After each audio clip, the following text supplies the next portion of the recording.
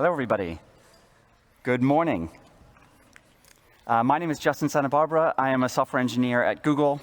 I work on a number of open source projects related to Kubernetes, one of which is Config Connector. And we are going to be talking to you today about how we are using AI to generate those 1,000 controllers that make up Config Connector. This is Walter. Hello, I'm Walter Fender. I also work on several open source Kubernetes projects. I'm both the software engineer and the EM on the Config Connector project, as well as a few others. Awesome. So we're not really going to dwell on Config Connector too much. This is really about the AI and Kubernetes controllers. But we are going to give a little bit of sort of our due diligence about, how did we come to a place where we ended up having to write 1,000 Kubernetes controllers. So the basic idea of Config Connector is we have REST GCP APIs to manage all the Google resources. It's very similar to what you would do for many of the other cloud providers. But those REST APIs are not inherently Kubernetes native. And so Config Connector is our attempt to write a KRM, Kubernetes resource model, that allows you to control all the Google APIs. And there are similar projects like ACK for AWS and ASO for Azure that have the same problem. And this means that if there are, and there are, 1,000 different REST APIs to control various things, we need to have 1,000 controllers, each of which has their individual business logic that is going to allow you to do this. So, we have one CRD in controller for SQL instance. We have another one for IAM service account. So then the question is, well, why not build on Terraform? And we tried. Let me start with, we tried. And the problem we get is it ends up being a magic machine. You have one core place that is the guts of your controller, and anytime you make changes to one resource to make something work, some other resource breaks. And that magic machine is really hard, and the more resources you try to do it this way, the more things break every time you make a change. And it becomes just too complicated having this one very huge, intricate magic machine that is the heart of your controller. And we want to emphasize that is not a knock on Terraform. This was true also of other things we tried as well. It is the nature of the magic machine that we become keepers of the magic machine. A customer will say, please fix this simple problem, which I could fix in one line. And we're like, well, first we have to go ask the magic machine to do this and this and this. And it becomes a week-long escapade, as it were. So how do we go from magic machines to LLMs? And, as many of us who've used LLMs, aren't they just the ultimate magic machine? I ask it something, I have no idea how it's processing it, and then it gives me a result. Isn't that the worst observation of what a magic machine is? And I think the key here, the big breakthrough that enabled us to leverage the ultimate magic machine of LLMs is this idea, Walter actually created it, of sort of code as the artifact. The problem with the Terraform or DCL magic machine was that complexity, the complexity of the magic machine, existed at runtime. We would ship it, and customers would run that very complicated machine. And that runtime complexity made for project complexity. And what we wanted instead was we wanted lots of simple code. It's OK to have lots of code as long as each individual piece is isolated and simple. When we want to make a simple change, we simply make the change to the simple code. So we accept that we have a lot more code as long as each individual file is simpler and self-contained.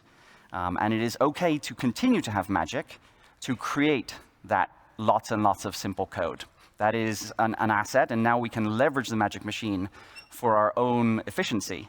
But as long as we aren't shipping it and requiring customers to run that magic machine, we feel like we're in a much better place. And the important thing here is we recognize also that the nature of the magic machine will improve over time. We know that LLMs are going to get better tomorrow. We know that we will write better tooling to create particular problems we have. And we have people that are going to fix problems also. Both ourselves on the Config Connector team and the community here, right? And we want to make sure that everyone machines, humans, tooling can all collaborate and work together on that code base. So a big requirement is that all of those tools, and particularly the AI tools, must be able to work with the code as it exists today. They must not assume that they created all the code, but they must just be able to make small incremental improvements to the code as it exists. It's the idea that the code is the primary artifact, the code is what defines our product, and that is what we must work with, not some abstraction on the code. So we've mentioned before, this isn't the first time, and we actually came up with this idea of pull the magic machine to build time from production runtime before we even got to LLMs. And so the first thing I tried to build was an AST-based tooling, right? That standard classical approach.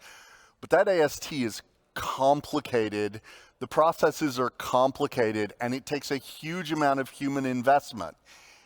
The generated code that we got out of it was better than with its nice, simple code that we get in production, but it's a very complicated build system to try and maintain.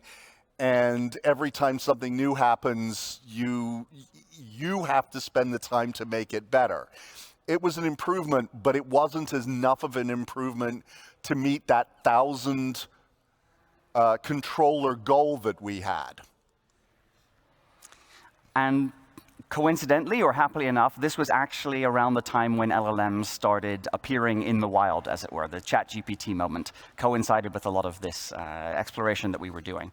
And one of the great things about LLMs is most of them happen to be pretty good at manipulating code sort of straight out of the box. So we don't need to do a lot of that heavy lifting that we needed to do with the classical tooling. Another thing, they're good, but we also recognized that we didn't need the 100% reliability that we get with AST-based tooling. We can accept the idea that this can sometimes produce absolute garbage and sometimes produce wonderful results. We just run it twice, right? And that is a great asset because we aren't running that magic machine in production. It's only ourselves that has to deal with the moments of brilliance and moments of less brilliance. So, that sounds great. Problem solved, right? Well, there's some interesting problems. We got to a little bit of it. I mean, the first thing, some of the problems are the LLMs, and some of it is actually our assumptions, our fears, our interpretations of the LLMs. LLMs are non-deterministic. We can make them deterministic, but you lose a lot of the power when you do it. And so, for those of us with a very classical background in computer science, we're used to, the AST or the other deterministic tools, it's kind of scary going to a non-deterministic solution. A lot of our assumptions just get thrown out the window. It's like, if I have this new LLM tooling and I run a test and the test fails, does that mean my LLM is wrong, or does it just mean that I happen to hit a bad path through the LLM, and if I just run it again, I'll get something better? How many more times do I run it?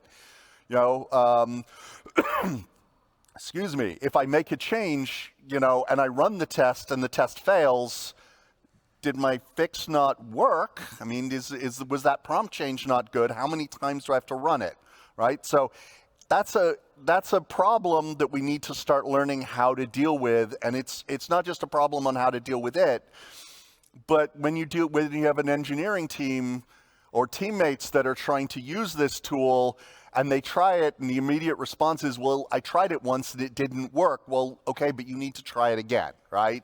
And so there is human elements to this as well.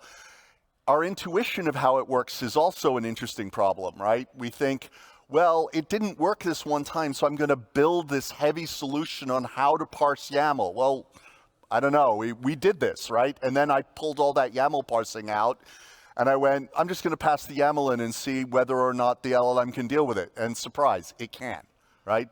So don't assume that it can't do things, even if you try it once and it doesn't, and start simple. See how much of the heavy lifting you can make the LLM do for you. Also remember that, these models keep working, and the people building them keep making them better. If you wait, you will get better results just by going to the newer model. And you hear this again and again. But there are other things you can do while you're waiting. You can come up with the right answer, right? You can iterate, you can generate the controller that is of the form that you want as a result. That's then go back into the learning, that reinforces, and that helps make that next model better.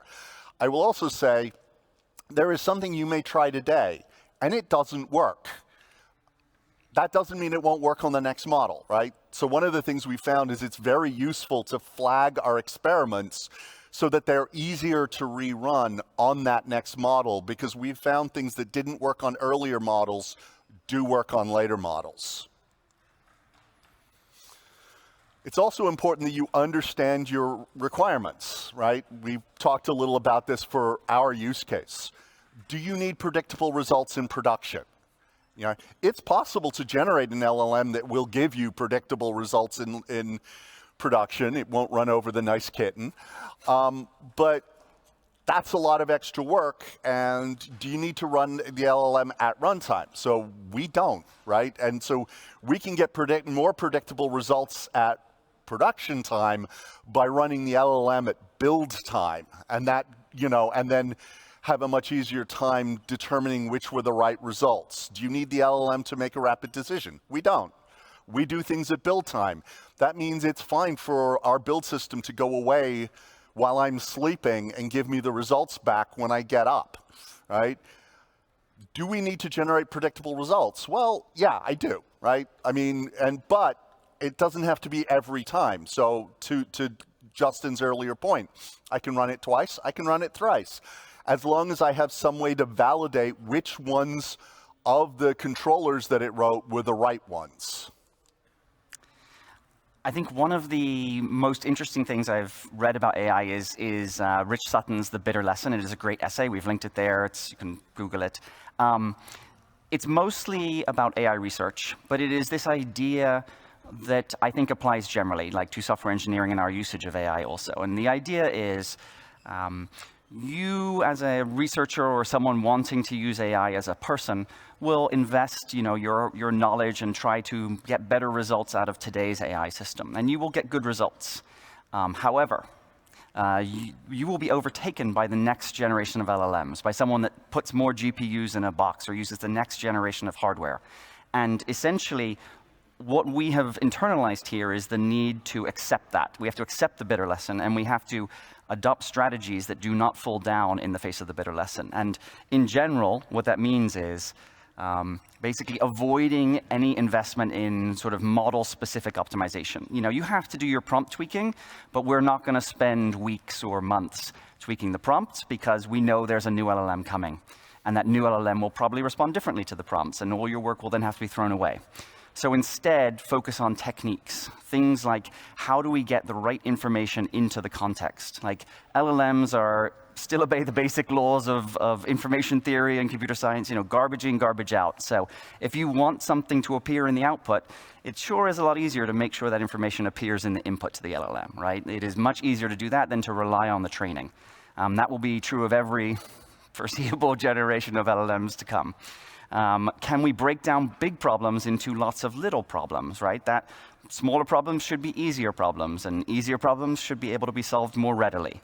Can we get the feedback loops going so that we can improve both the way we do those strategies and sort of overall understand where we're going and how we're doing, and where we need to use more people and where we need to use more LLMs?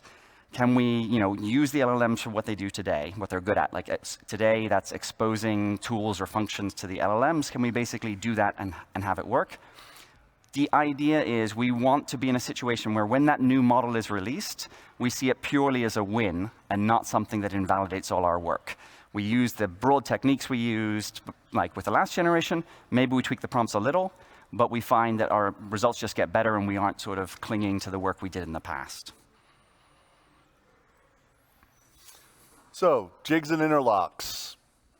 We're going to build lots of little tools. We're going to work out how to make those tools work together. And then we're going to work out how to do these things again and again as quickly as possible, as reliably as possible. It's very similar for those of you who maybe do something like woodworking. You build tools that are just there to help you build other tools and to do some one operation really easily, really quickly. And so one of the first jigs, this is a simple one. We basically inject variables, substitute values into a prompt. We have a couple of functions that we've exposed to the LLM, like write a file. And we basically say, hey, LLM, go do this relatively simple task. You're also allowed, it's in the 3 dots, but it's also allowed to run gcloud help, for example, here. So this is like a simple task where it reads the help files for gcloud and tries to construct a test case, right? This is a simple task, so we think we can use simple tooling like basic prompt injection or prompt templating with tool usage.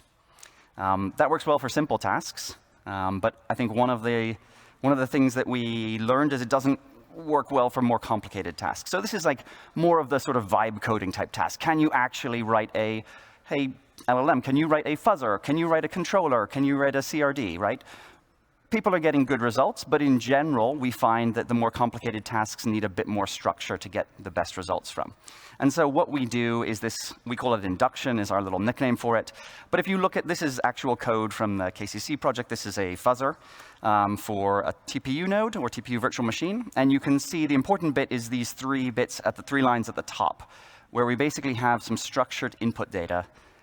We're saying we want to run a fuzz gen. It's just a name of a tool. It doesn't really matter. And we are fuzzing a resource that has a proto-representation as this particular kind or type, and the CRD kind is TPU virtual machine. And what we do is we take these as examples from the code base, and we sort of think of them as inputs and outputs. And what we're going to do is we're going to use the LLM to give it the input and ask it for the output for the next case. So in this case, we can degrade it into just the annotations and the file, which is the output. And then the way we feed that to today's LLM is by wrapping them in XML, which of course makes us sad, but we move past that quickly. And then we come to the actual principle, which is we write a couple of these fuzzers by hand. We add those annotations to those first files. That's sort of the first step of the inductive loop. And then now, when we want to do the next one, we write the annotations for that n+1 case. We have, from our existing code base, we scan the code base, construct those inputs and outputs, and we put those into the context. And then we say, all right, here's the prompt, here's the input. We take that output from the LLM. We correct any issues that might exist, or we choose to run it again, or whatever it is. We might hand code it if it's that bad. But we commit that into the code base with code review. That becomes the n+1 case. So this is a very powerful way to get from 2 to 3 to 4 to 5 to 1,000 for all of these sort of sub-problems that we are facing. And it works much better than simple vibe coding.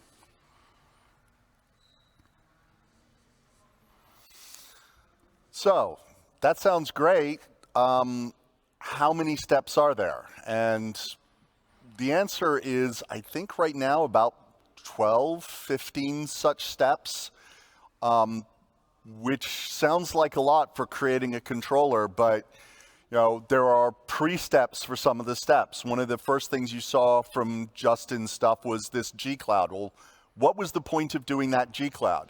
It turns out the point of doing that gcloud was so that we would make HTTP requests, see the HTTP response, capture that HTTP log. That's one step. The next step is, now that we understand what a request response looks like for that resource, now we can have the LLM read the templatized version or sample version of the induction loop and the logs, and use those 2 pieces of information to then create the mock, right?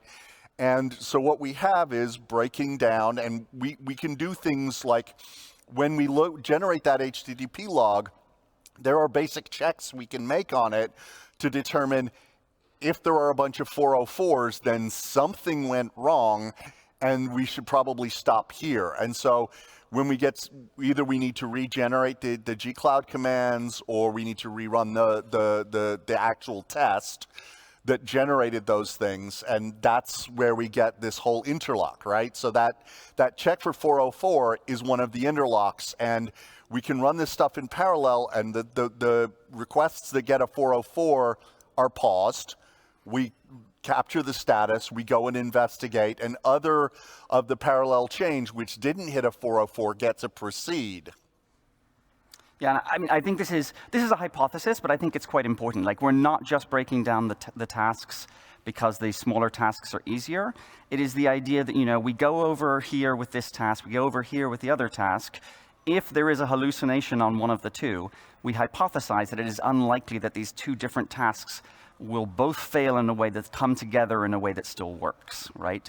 So the hallucination on one is hopefully caught by the correct output on the other, or at least we think there are many ways for the LLMs to hallucinate, but ideally there is only one way for them to get it right. And so that is the core of the hypothesis of this interlock idea. Break down the problems, lots of independent steps.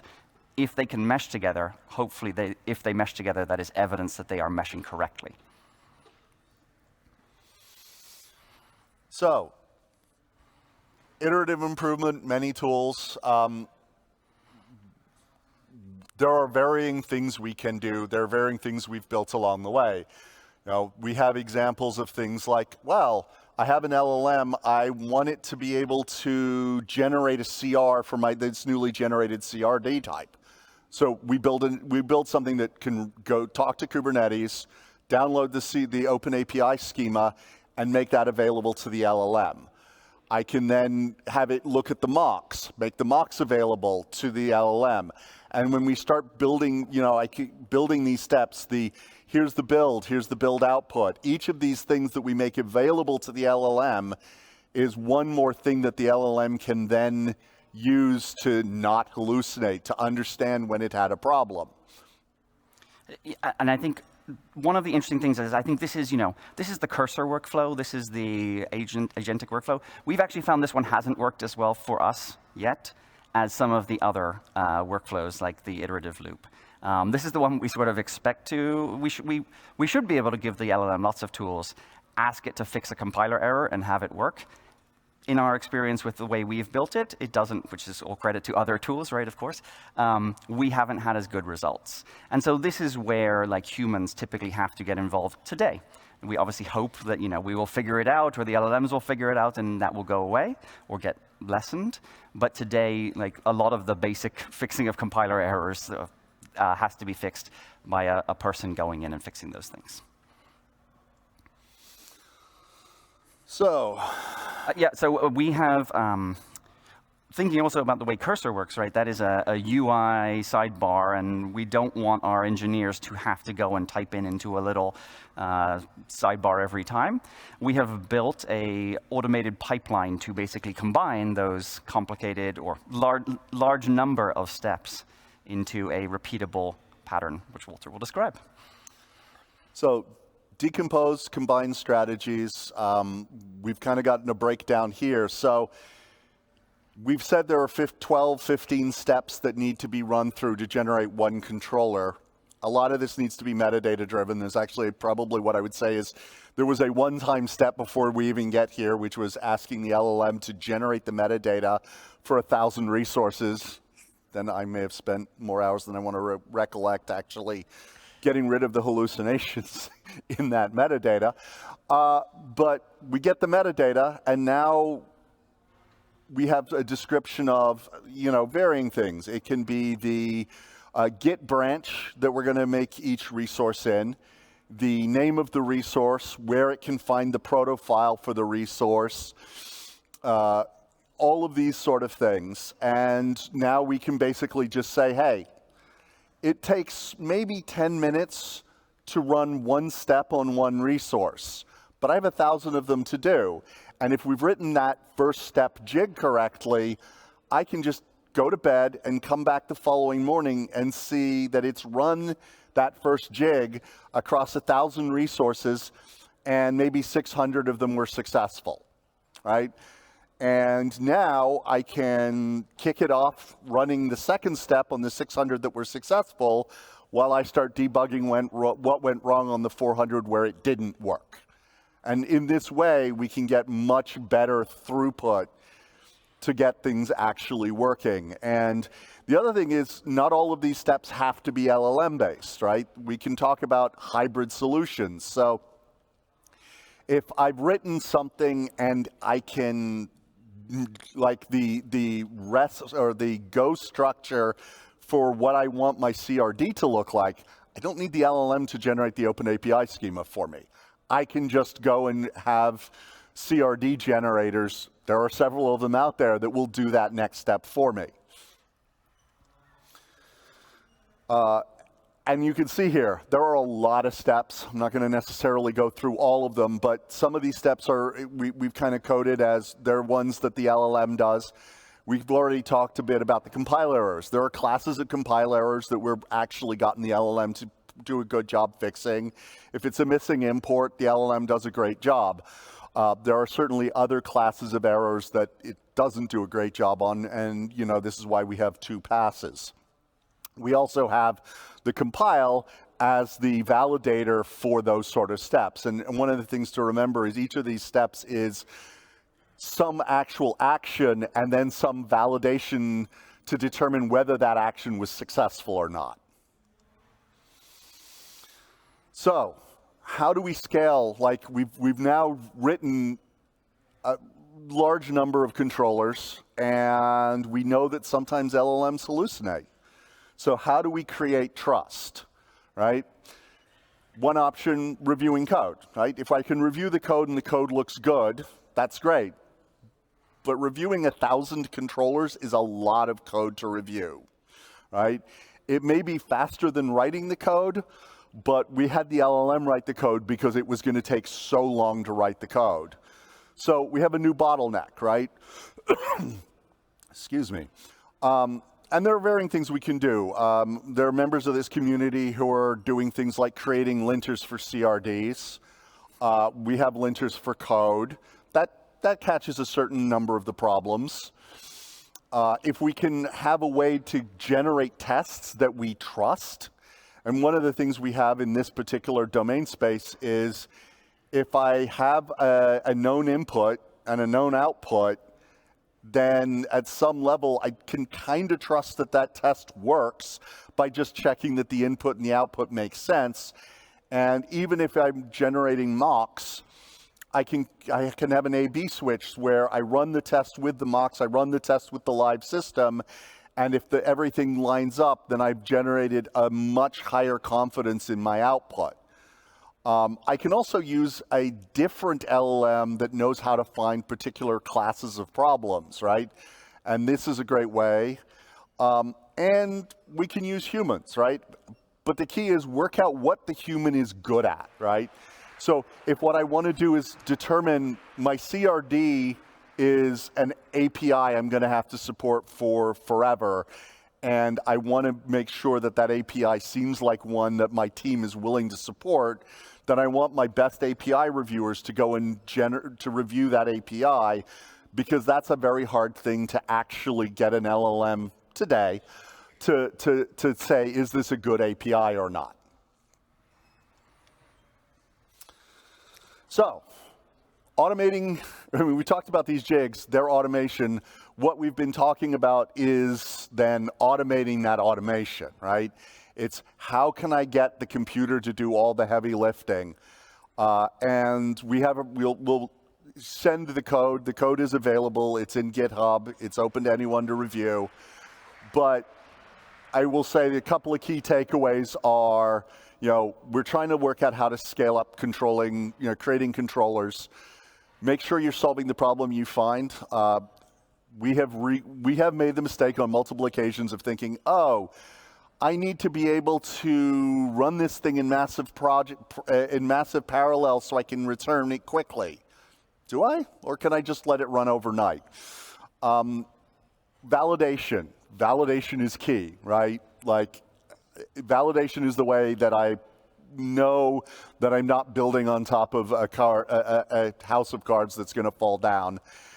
And recording intention and results. If something went wrong, I want to know what I asked the LLM to do. I want to know what the feedback was and what went wrong. And so it's really important that you record intention and results.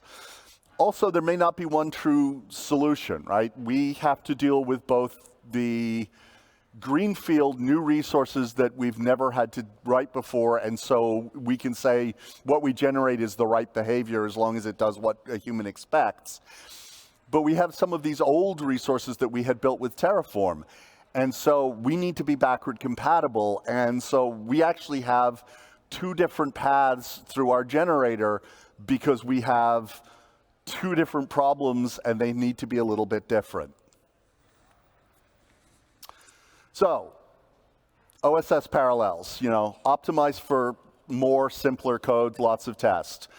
When Justin and I did the initial analysis, before we even got to LLMs, of the AST solution versus the non-AST solution, our realization was the AST solution was going to be 10 times more code than the magic module. But the key is that the magic module solution, all of that code was processed on every request. So even though there's a lot more code for the AST, or in this case the LLM solution, the actual executing code is 100 times smaller. So when you are looking at an individual resource, there is much less code for you to understand when you're trying to work out what's going on. There are a lot more resources, so there's a lot more code, but the actual code for any given request is much smaller.